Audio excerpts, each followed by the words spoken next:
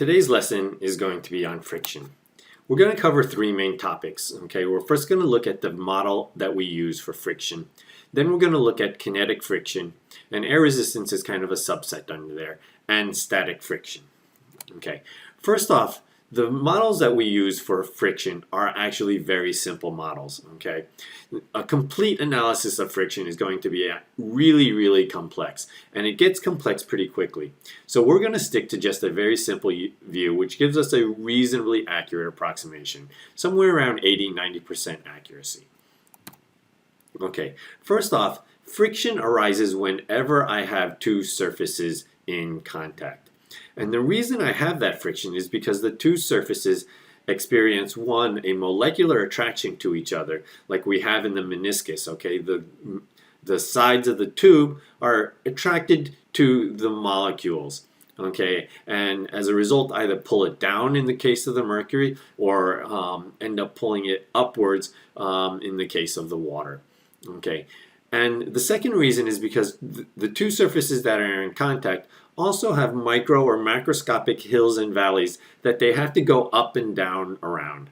Okay, and those microscopic hills and valleys require just a little bit of force to get over. Okay, so it's important to realize that there are two factors that impact friction. Okay, the first set of factors is the types of surface pairs. Okay, the two surfaces involved. Okay, so for example, rubber on glass is going to have high friction, whereas rubber on ice has low friction. Okay, so that's the first thing that's going to be important. The two surface pairs. That's going to determine what we're going to call the coefficient of friction later on. Okay, the second factor is the amount of force between the surfaces. Okay, we've been calling this the surface normal force or the surface perpendicular force. And this affects friction linearly, which means the more force I have between the two surfaces, the more friction I'm going to have. Okay, so for example, if the more I push my hands together and rub, the more friction I have, and I can feel that I need more force, and my hands will get hotter as a result. Okay, let's look at static friction first. Static friction exists whenever the objects are not moving relative to each other. Okay, the key phrases here is not moving relative to each other. Okay, things that are sitting in place and not moving are clearly not moving relative to each other. However, something can be in the back of a pickup truck, for instance, and the pickup truck is moving, but the object within the pickup truck is not moving relative to that truck. Okay, so when the object is not moving, static friction, those molecular bonds have time to form and strengthen. Objects also have time to settle into those microscopic valleys to find like the low points and get comfortable there. Okay, kinetic friction is a little bit different. Okay, this happens when the objects are moving relative to each other. Okay, so things sliding across the floor is an example of kinetic friction. And this friction is much more constant because the bonds don't have time to form, and the object tends to skip right over those microscopic valleys. Okay, and air friction is treated as a type of kinetic friction. It's not two surfaces in contact with each other than the air in contact with the object. Okay, but in this case, its direction is going to be opposite the direction of motion. Okay, or another word for that would be opposite the direction of velocity. In general, we can view it as proportional to the speed of the object. So instead of looking at it as proportional to the surface normal force, it's proportional to the speed. Okay, so you could look at it as the force of air resistance is proportional to some constant alpha times the speed v. And the minus sign is only there to indicate that it's opposite the direction of speed. We don't really need to work with air friction. We just kind of need to know it's there, and I include it only for completeness sake. Okay, let's look at the relationship between static and kinetic friction. Okay, static friction is always going to be greater than kinetic friction. It takes a lot more effort to get something moving than it is to keep it moving. Okay, the example I like to use is trying to get a student out of bed in the morning. Okay, they're in bed, it's nice and warm, the blankets are pulled up, it's cozy, I don't really want to go to school. Okay, and it takes a lot of effort for the parents to get that student out of bed. But once the student's out of bed, it's a lot easier to keep them moving and get them onto the bus to get to school. Okay, the formula for static friction is F sub s is less than or equal to mu s Fn. Okay, this letter here is the Greek letter mu. It looks like a U with a tail in the front. Okay, we've seen it before to represent micro. Okay, mu s in this case means that it's the coefficient for static friction. Okay, Fn is the normal force, and it's important to notice that this is a less than or equal to sign. So it has a range anywhere from 0, or actually from negative mu s Fn, all the way to positive mu s Fn. Okay, so because it has a range, it's more important to look at the other forces involved and determine what my static friction is based on those other forces and the acceleration in the system. Usually that acceleration will be 0 because the object is not moving. Okay, the kinetic friction formula is a lot simpler, as you can see. Okay, the friction force is going to be equal to that same Greek letter mu, but this time subscript k to represent kinetic friction, times the normal force. Okay, so as long as the object is moving, that kinetic friction will be fairly constant. Okay, so what is that mu? Okay, mu, or the Greek letter micro, like I said we've seen before, okay, is the coefficient of friction. Okay, mu s would be static friction, mu k would be the coefficient of kinetic friction. It's different for every surface pair. Okay, so rubber on ice will be less than rubber on steel or rubber on concrete. Okay, mu s is always going to be mu k. As I said before, okay, static friction is always greater than kinetic friction.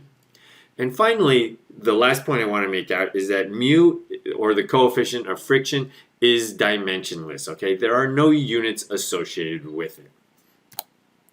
Okay, so let's look at some examples of coefficients of friction. Okay, steel on steel has a coefficient of friction of 0.74. Rubber on concrete, static coefficient of 1.0.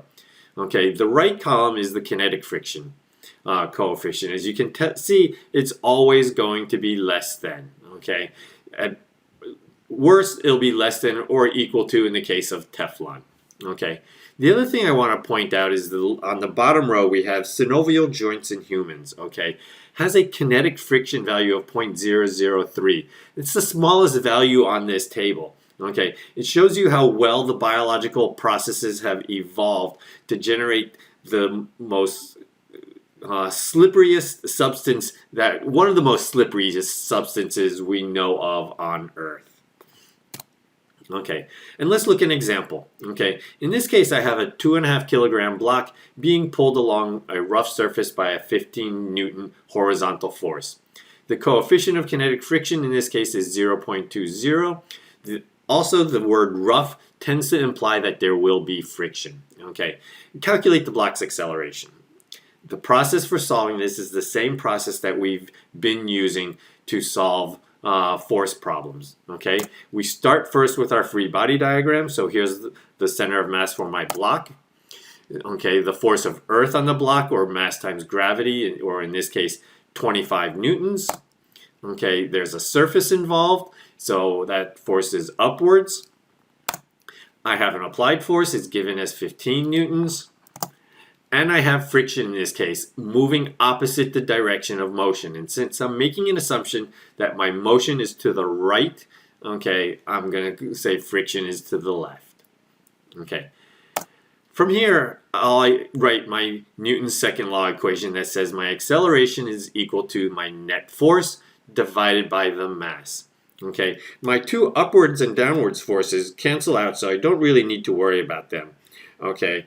But so I'm really going to look at just the horizontal forces, okay, which says that the force applied on the block plus the force of friction minus, because it's in the minus direction, divided by the mass of the block is my acceleration. Well, what is force of friction? Okay, force of friction on the block is equal to that coefficient mu times that surface force. And surface force is the same as my earth force, or 25 newtons. So the force of the friction on the block becomes 0.2 over 25, or 5 newtons. Making the various substitutions, I end up with an acceleration of 4.0 meters per second squared. Okay? Let's look at a static friction situation. Okay, in this case, I have a 2.5 kilogram block being pushed by a 12 Newton horizontal force, but it doesn't budge in this case, so I know my acceleration is going to be 0.